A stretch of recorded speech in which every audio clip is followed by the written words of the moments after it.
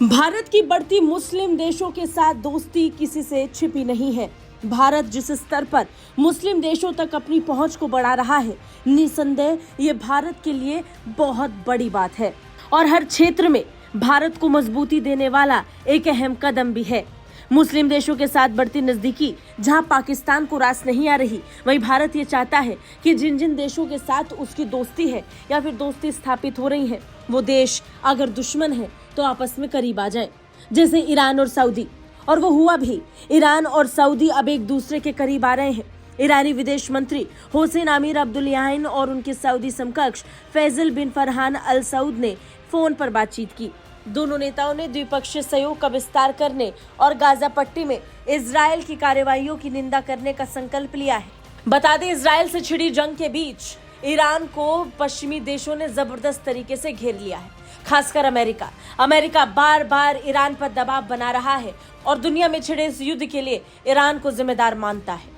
इन सब के बीच में सऊदी अब मध्यस्थता की भूमिका निभाते हुए नजर आ रहा है और इस बीच इजरायल और हमास के बीच में घट रहे घटनाक्रम को देखते हुए सऊदी ने ईरान की तरफ दोस्ती का हाथ बढ़ा लिया है।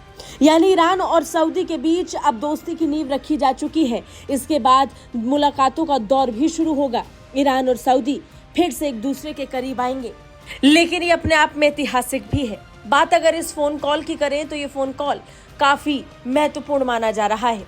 दोनों ने गाजा के सबसे दक्षिणी शहर रफा में इजरायल के हालिया हमलों और लोगों को इलाका खाली करने की धमकियों की भी निंदा की। बता दें, ईरान के विदेश मंत्री ने मौजूदा स्थिति को संबोधित करने के लिए इस्लामिक सहयोग संगठन की एक आपात बैठक आयोजित करने की आवश्यकता पर जोर दिया है। बिन फरहान ने इस प्रस्ताव का स्वागत भी किया और संकट को खत्म करने के लिए अंतर्राष्ट्रीय आह्वानों को अनदेखा करने के लिए इजरायल की घोर निंदा भी की। दोनों मंत्रियों के बीच दोस्ती देखी गई। दोनों मंत्रियों के बीच एक दूसरे के प्रति समझ देखी गई। फोन कॉल पर हुई बात ही काफी कुछ बयां कर रही है। ईरान और सऊदी अपने जख्मों को इस फोन कॉल के जरिए से भरने की कोशिश कर रहे हैं। दोनों मंत्रियों ने अंतर्राष्ट्रीय कानून के ढांचे के भीतर आर्थिक और व्यापार सहयोग को आगे बढ़ाने पर भी जोर दिया। बता दें, गाजा पट्टी में इजरायल और हमास के बीच संघर्ष जारी है और इस संघर्ष के बीच बड़ी संख्या में लोगों की मौत हुई है। इस संख्या को देखते हुए पूरी दुनिया में हलचल है। अमेरिका इसके लिए ईरान को जिम्मेदार ठहराता है और ईरान इस पूरे घटनाक्रम के लिए इजरायल को दोषी मानता है।